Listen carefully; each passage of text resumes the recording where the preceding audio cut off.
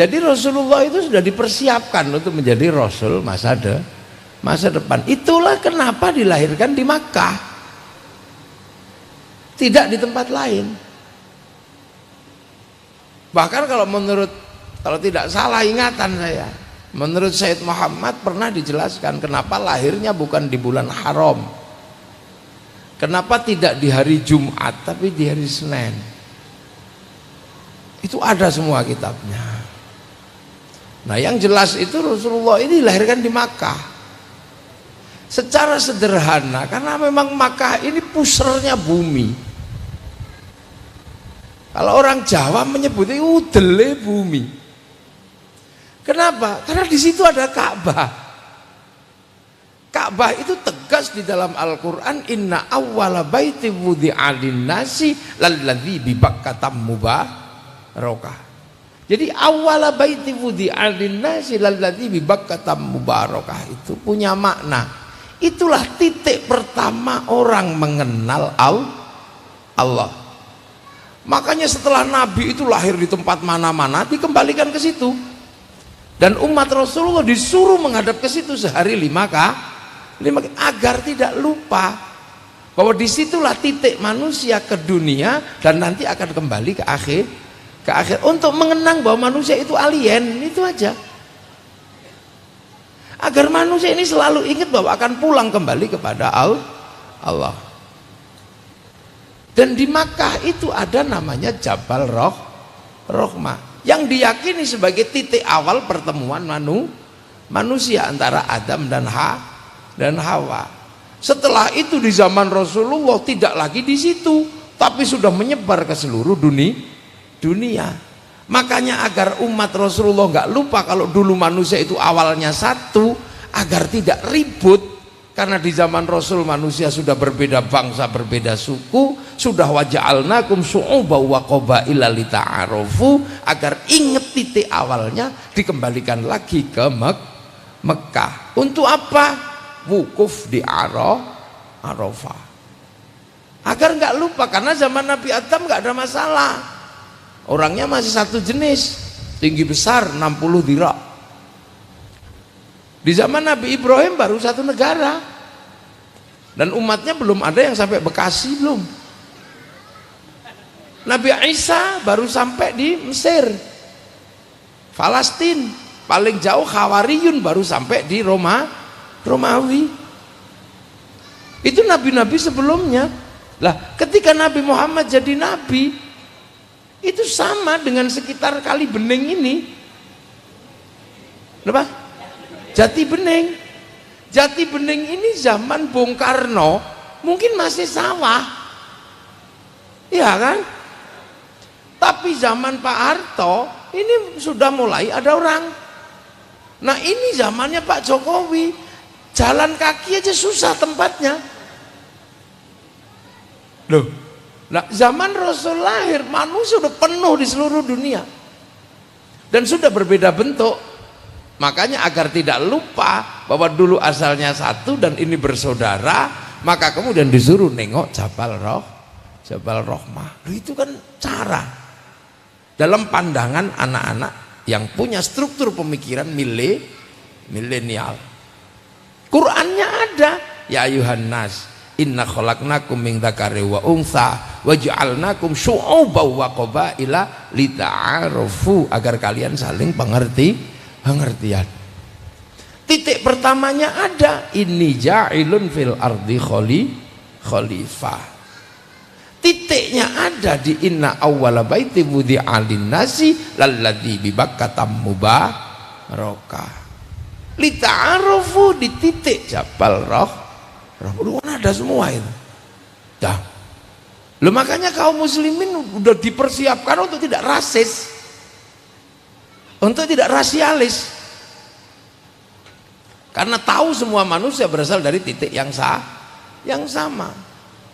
Setelah itu sejarah berikutnya Nabi Ibrahim yang mengambil alih. Ketika Nabi Ibrahim menemukan Baitullah ini runtuh, dibangun ulang, membawa anaknya, membawa istrinya untuk mencari jejak itu. Dan di atas puing-puing itu Nabi Ibrahim meletakkan cita-citanya terhadap anak cucunya dengan sebuah doa yang luar biasa. Rabbana inni askantu min dzurriyyati biwadin ghairi dzi zar'in 'inda baitikal muharram Rabbana liyuqimus sholata waj'al afidatan minan nasi tahwi ilaihim warzuqhum minats tsamarati la'allahum yashkurun. Ini monumen besar sejarah peradaban manusia. Dan setelah itu peradaban berikutnya keturunan Ibrahim yang mengendalikan. Nabi Ibrahim punya anak dua, satu Ishak, satu Ismail. Nabi Ishak punya anak namanya Yakub atau Israel. Nah, Israel ini punya anak 12 dikenal dengan nama Bani Israel. Bani Israel ini melahirkan tokoh besar namanya Musa, punya agama namanya Yahudi. Dan sampai hari ini Yahudi masih menjadi penguasa sepertiga dunia. Mereka punya agama Yahudi, punya pusat kota namanya Israel, punya pemimpin-pemimpin agama namanya Rabi, punya sistem-sistem dunia yang mereka kendalikan, mulai dari sistem keuangan sampai sistem telekomunikasi, transportasi. Dia kuasai hari ini. Dari Nabi Ismail, Nabi Ishak lahir Nabi Isa. Nabi Isa melahirkan agama besar namanya Nasrani. Suka tidak suka agama itu ada sampai hari ini dengan pusat kota namanya Vatikan, pemimpin tertinggi namanya Paus, dan punya kardinal sistem kerajaan di seluruh negara. Dan di Indonesia ada namanya gereja, ada namanya pendeta, ada romo. Ini barangnya ada, ini bukan mitos. Nah, dari Nabi Ismail lahir Nabi Muhammad. Nabi Muhammad bukan dari Bani Israel, tapi dari Ibrahim. Loh, makanya kelahirannya tidak dikehendaki oleh Bani Israel dan dicari dalam sejarah kenabian, dan dicari. Itulah yang menjelaskan kenapa Nabi Muhammad dicari dan disembunyikan. Sehingga dalam sejarah ketika Nabi Muhammad lahir, ya Abrohah datang nyari, ini kemana bayi ini, jangan sampai lahir, kalau ketemu dibunuh. Makanya Bukhairo ketika ketemu, Bukhairo ini pendeta perempuan. Bukhairo itu bukan laki-laki ya, itu pendeta perempuan itu nyari. Begitu ketemu, oh ini Nabi. Hanya orang-orang tertentu yang bisa melihat. Kalau orang Mekah nggak lihat. Kalau seandainya orang Mekah melihat kenabian yang bersifat fisik, otomatis langsung mengakui Nabi. Loh ini. Nah, punya agama besar Nabi Muhammad ini namanya Islam. Pusat kota terbesarnya namanya Makkah, Madinah. Penyebarannya hampir ke seluruh dunia, dan di titik ini ketemu. Di tahun 2019 ini ketemu bareng Yahudi, Nasrani, Islam, bahkan tambahan satu lagi Hindu temu. Yang sementara kita kadang nggak ngerti sejarahnya seperti apa. Yang Islam ada yang namanya Ibrahim, istrinya Saroh. Yang Yahudi Nasrani ada namanya Abraham, istrinya Sarah. Nah, di Hindu itu ada namanya Brahma, istrinya Saraswati. Ini butuh kecerdasan untuk nalar agama dalam situasi seperti ini. Saraswati itu bahasa Sanskerta. Setiap perempuan ada watinya. Mega, Megawati, Fatma, Fatmawati, Sukma, Sukmawati. Hanya bahasa Arab Sayyidati terlalu panjang jadi Siti. Nah ini kan, loh, ini ketemu semua. Di era Rasulullah masih berada di sekitaran Makkah, Madinah, sahabat sampai Persia. Tapi di al-ulama warasatul anbiya sampai Jati Bening. Ini terus gimana? Loh, jadi konsep pertemuannya sudah disiapkan dari awal agar tidak rasis. Ini ketemu. Eropa tidak diajarkan itu, rasis dia. Eropa Makanya Christopher Columbus ketika menembus Tanjung Harapan di Afrika, dia ketemu orang Afrika yang kulitnya hitam, dia anggap bukan manusia tapi ahli neraka, karena kitab mengajarkan mereka orang yang jahat masuk neraka dan dibakar agar bisa disiksa lagi, tapi nggak boleh mati. Maka kemudian ditembaki sama Christopher Columbus. Artinya apa? Membantu pekerjaan Tuhan yang belum selesai. Duh, ini masalah besar. Duh, di satu sisi coba lah, akhirnya perbudakan semua dari Afrika. Afrika diperbudak sampai orang Afrika takut diperbudak, sehingga yang perempuan ada yang dipotong telinganya, diiris mukanya. Biar apa? Tidak kena perbudakan. Sampai akhirnya lahir cerita perbudakan yang paling mengerikan dari Afrika. Namanya apa? Amistad, manusia lambung kapal. Dikapalkan ke Eropa, ditumpu aja. Yang hidup sampai ke Afrika, yang mati dibuang di laut. Nah, inilah yang kemudian melahirkan sebuah karya musik yang sederhana dari orang-orang yang diperbudak. Ini namanya musik akapela. Musik akapela ini yang kemudian diadaptasi oleh orang Eropa menjadi musik jazz. Musik jazz didaur ulang menjadi musik blues, dan musik blues dijadikan alat pemberontakan, namanya musik rock, yang akhirnya masuk ke Indonesia menjadi rock dut. Ini yang di Indonesia, Belanda juga tidak pernah melihat orang Indonesia sebagai manusia, karena mereka Arya. Sama seperti Hitler. Hitler lihat orang Arab bukan manusia, makanya dibantai orang Smith. Belanda lihat orang Indonesia bukan manusia, makanya dibantai, karena mereka menganggap orang Indonesia itu turunan monyet, Pithecanthropus.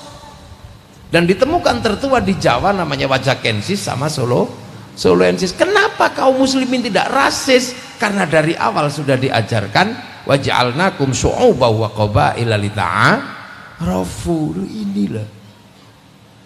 Makanya kalau ada orang Islam kok rasis, itu pasti tidak mengikuti cara-cara Islam, cara-cara sebelum Islam itu, cara-cara jahiliyah. Loh, ini kan cara pandang. Loh, makanya ketika Rasulullah menjadi nabi, ini persiapannya luar biasa berat. Rasul itu nggak bisa baca, nggak bisa nulis, tapi ditaruh di kampung Makkah yang ahli baca, ahli nulis. Betapa beratnya Rasulullah. Siapa nggak bisa bayangkan? Di sini ada orang nggak pernah sekolah, tiba-tiba pidato, pasti dianggap orang kesurupan. Rasulullah itu nggak bisa baca, nggak bisa nulis dalam bahasa ummi, tapi ditaruh di kampung yang ahli baca, ahli nulis. Pada saat yang sama Rasulullah dijadikan nabi di Makkah, sementara orang Makkah nggak kenal nabi. Makkah itu penyembah berhala, pagan, taunya adalah kahin sama penyair. Tiba-tiba Rasul mengaku jadi nabi, ya orang Arab nggak ngerti nabi. Beda dengan orang Bani Israel yang ada di Filistin, dia ngerti nabi karena dia punya kitab Taurat sama kitab Injil. Di Madinah ngerti Nabi karena tahu Taurat, tahu Injil. Orang Makkah nggak ngerti Nabi, maka begitu Nabi Muhammad ngaku Nabi, orang juga bingung Nabi itu apa. Beda dengan di sini misalnya, saya datang, orang sini sudah diajari oleh ulama-ulama sebelumnya tentang sosok kiai. Makanya ketika saya datang ke sini biasa aja disambut, bolak-balik cium apa, orang ngerti kiai di sini. Apakah sama ketika saya masuk ke pedalaman Irian? Pasti berbeda. Di sana tidak ngerti kiai, saya masuk paling dikira tim pemburu babi. Loh, ini jeli. Makanya orang Mekah nggak tahu. Loh, makanya yang dimusuhi dari Rasulullah itu adalah ajarannya. Karena bagi orang Mekah ajarannya aneh. Sudah tahu nggak ada air, diminta toharoh. Sudah tahu nggak ada makanan, suruh sedekah. Sudah tahu panas kayak gitu, disuruh puasa. Sudah tahu syahwatnya tinggi, disuruh tawaf, yang perempuan dibuka mukanya. Sementara yang laki-laki disuruh pakai baju, nggak pakai dijahit. Kalau mau jahil kan tinggal wes gitu aja. Wah, ini berat. Makanya karena aneh, dijelaskan ja'a ghoriban wa saya'udu ghariban. Islam itu asing karena aneh. Makanya Rasulullah ketika berdoa, Allahumma hdi qaumi fa innahum la ya'lamun. Nah, lantas sikap orang yang ngerti Nabi bagaimana? Tunggu aja. Karena mereka tahu Rasulullah pasti berhadapan dengan orang Makkah, pasti diusir. Pasti diusir. Nah, orang Yahudi Nasrani nunggu, ketika diusir dilempari batu. Begitu dilempari batu di Taif, kaki Rasulullah berdarah. Begitu lihat kaki Rasulullah berdarah, oh Nabi palsu. Kenapa? Karena pengalaman orang Yahudi Nasrani, nabinya hebat. Iya, dibakar nggak mempan Nabi Ibrahim. Nabi Musa tangan masuk saku keluar jadi listrik, tongkat dilempar jadi barongsai, ibaratnya gitu. Lautan dipukul jadi jalan tol, hebat. Bahkan malaikat Israel aja mau nyabut-nyabutnya ditempiling itu sama Nabi Musa. Loh, Nabi Dawud tangan masuk ini keluar jadi pedang. Nabi Sulaiman hebat, angin diajak ngomong apa aja diajak ngomong. Nabi Isa orang buta dipegang gitu terbuka matanya, melek. Orang mati, weh, itu bangun. Nah, pengalaman Nabi yang seperti itu tiba-tiba menemukan Nabi yang kakinya bocor, Yahudi Nasrani nggak percaya. Makanya Yahudi Nasrani tidak mau menerima Islam. Coba kalau Nabi dibikin kayak dilempar itu nggak mempan gitu, oh itu pasti langsung beriman. Karena sejarah kenabian Bani Israel itu selalu begitu. Loh. Jadi sangat rasional memahami Rasulullah itu. Bukan yang tiba-tiba bisa terbang gitu, enggak. Emang Gatot Kaca nggak bisa, apa Brahma Kumbara dulu, enggak. Rasional Rasulullah. Dan anak milenial harus dijelaskan yang ini, karena rasionalitas berpikir itu semakin tidak bisa ditutup. Coba dijelasin kayak apa? Dan itu makanya para ulama dulu ketika melihat situasi seperti ini, dia paham bahwa Rasulullah ini melakukan pekerjaan-pekerjaan yang out of the box, tidak ada dalam teori. Bagaimana yang umi mampu mengajari seseorang yang tidak yang ahli baca, ahli nulis? Bagaimana orang yang tukang kelahi bisa patuh sama Rasulullah? Bagaimana Siti Aisyah yang umur 10 tahun riang gembira dinikahi sama orang 50 tahun? Bagaimana seorang konglomerat? Ini semua didasarkan atas apa? Atas akhlak Rasulullah. Makanya kalau urusan keras-keras itu bukan tipologi umat Rasulullah, itu tipologi umatnya Nabi Musa. Rasulullah itu akhlaknya yang mampu menaklukkan dan menundukkan seluruh beban berat yang berbeda itu dengan akhlak. Nah itu maka kunci umat Rasulullah ya di akhlaknya itu. Dan itu kita tidak bisa lihat karena kita bukan orang yang ketemu langsung dengan Rasulullah. Makanya setiap sejarah Rasulullah yang disampaikan itu yang paling tahu ya sahabat. Sahabat itu siapa? Orang yang ketemu langsung Rasulullah. Makanya kita ini tahu riwayatnya, tidak tahu situasi psikologis waktu itu yang terjadi. Maka tidak mudah mengatakan Rasul begini, tidak mudah. Bahkan tabi'in aja sudah ditanya an itu udah banyak. Apa dulu? Rasul nyuruh, ya tulis amarona Rasulullah sallallahu alaihi wasallam. Terus ini Rasul gak boleh, nahana Rasulullah sallallahu alaihi wasallam. Ini apa? Rasul bersama, kunna ma'a Rasulullah sallallahu alaihi wasallam naf'alu. Ini apa? Lihat tok, ra'aitu Rasulullah sallallahu alaihi wasallam yaf'alu. Ya ini denger tok, sami tu kola. Ini kan sudah berbeda ini anunya lah.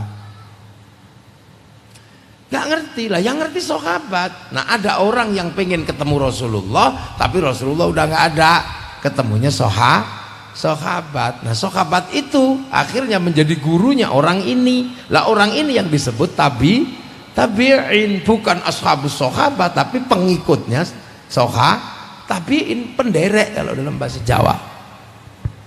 Nah ada orang lagi yang mau belajar, ketemunya sama tabi'in, namanya Dan ini terus bergerak sampai ada tabi'ut tabi'in. Nah, terus kita kalau gitu namanya apa? Ya wis tabi'ut udah panjang. Kita ini muridnya ulama. Jadi belajar tentang Rasulullah tapi mendapat cerita dari generasinya ulama.